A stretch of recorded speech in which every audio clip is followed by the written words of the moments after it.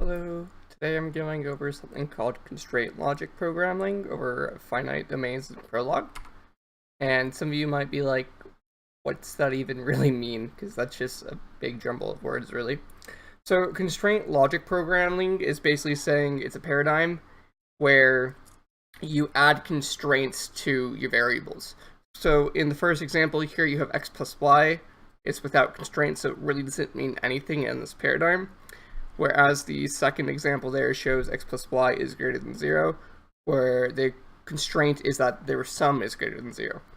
And the idea is all constraints must be met when you're programming this paradigm. And the finite domain part is the really odd sounding thing. Really, it's just a fancy way of saying that everything we're dealing with is integers, and that's all we know about when we're using our constraints. And there's more than finite domains. You can also do your rational numbers, your real numbers, and there's booleans, but we're not really talking about this today. So some of you might say, why would you only want to work with integers? Isn't that kind of counterproductive? Since you can do a lot more with real numbers. And really no, there are a lot of integer specific problems that this actually helps address. And there's the whole field of combinatorics and math is actually dedicated to solving problems like this. But before we get into how to solve these problems, I want to go over some syntax. So Prolog, well, Swipple anyway, is kind of dumb in that it doesn't load this library automatically. Other versions of Prolog will. I think GNU Prolog might. But yeah, you use this command that says use module library CLPFD, and that will just load everything into it. And so these are things that they're called constraints, but they look a lot like operators that you've seen before. And they use something like these things called arithmetic expressions, which are everything you see to the right. Any one of these things could be seen as an arithmetic expression. If you put in something that isn't one, it automatically fails and yells at you. So the first one looks a lot like unification, and it's kind of similar, but not really. It acts more like the is and the equivalence predicates, but if you use both of those predicates, they only unify one side. So if you try to do 3 is y plus 1, or 3 is equivalent to y plus 1, it fails and yells at you saying that there's not enough things that are instantiated. With this constraint, however, it'll be fine with saying y is 2, for example. And then we have other things such as, not equals, greater than or equal to or less than, greater than or less than. The standard things you'd expect to do, like the standard constraints you'd expect with arithmetic. So there's a few more constraints that we can do, which are more or less set constraints. So the first one is in, and there's a few different uses. You can do 3 in the range from 1 to 5, which is an inclusive range. So it says, is 3 in the range 1, 2, 3, 4, or 5? So then it's true. 3 is in the disjoint between -3 and 3. So if anyone's taking a class that has to deal with sets in mathematics before, this can be seen as the union between sets, where there's a set the set containing just -3 and the set containing 3. So since 3 is one of those elements, it will be fine with it. And then we can say y is in the range from 0 to infinity. But without other constraints, that's all we know about y. Then there's another one called ins, which is basically the same as in, but it would put every element in a list to that range. So in this first example, it will end up doing x is, actually mistyped that, should be ins and ins. We'll say x is in 0 to 1, and y is in 0 to 1, and put the constraints on each of the elements. This thing is basically saying, is it true that the elements 1, 2, and 3 are all in the range of 1 to 3.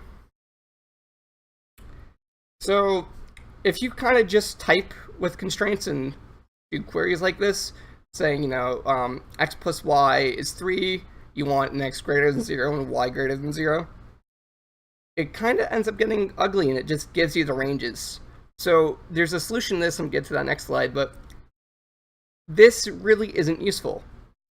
So there's a thing called label, and what that will do is it will give you a solution. So if we go back here, one solution is, x is 1, y is 2. Those add together to make 3. And then another one is y is 1, x is 2. And as we'll see in a moment, label will actually show all of the solutions. There's another predicate called labeling, which allows you to add more constraints to how you want your output to act. So you can make it so one variable is maximized first or minimized first, and a few other things. I don't want to get into too much detail there. And then there's one more really important predicate called all distinct, which will tell you if all the elements in a list are different. And that's useful for problems like if you want to solve Sudoku, for example. There's nothing in a row, a column, or in one of their 3x3 grids that can't, like, all the elements have to be distinct. So if we add this label thing, which is saying label the variables x and y before you end, it gives you the two solutions I was saying. X is 1, y is 2, or x is 2, y is 1. So here's a kind of interesting problem you wouldn't actually really think about solving.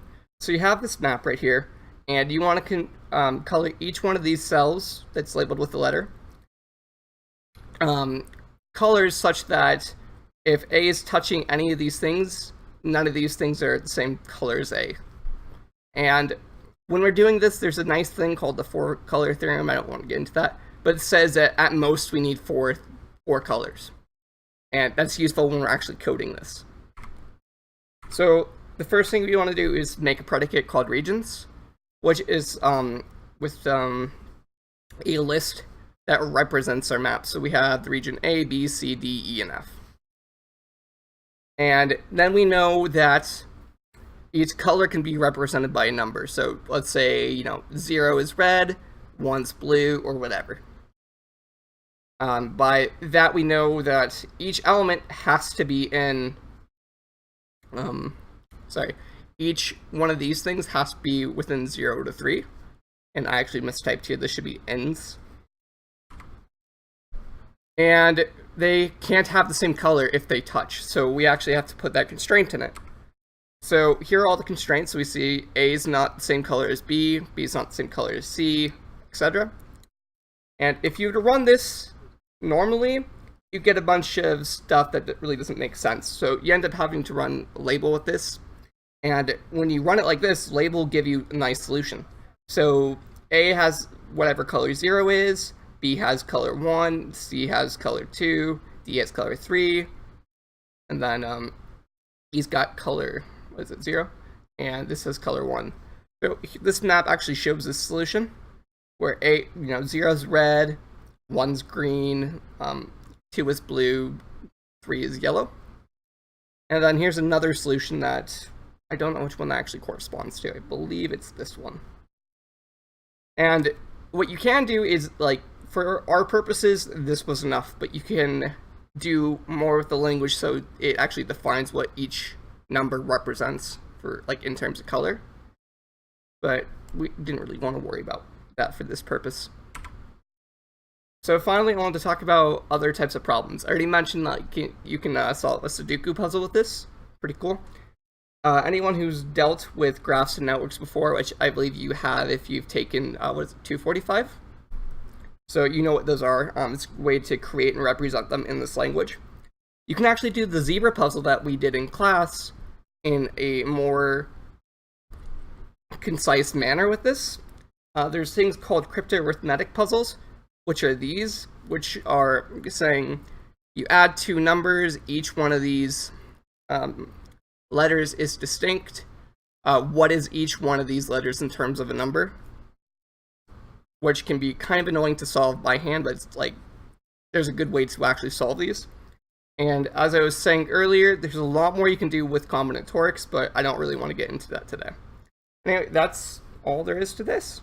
Have a good one.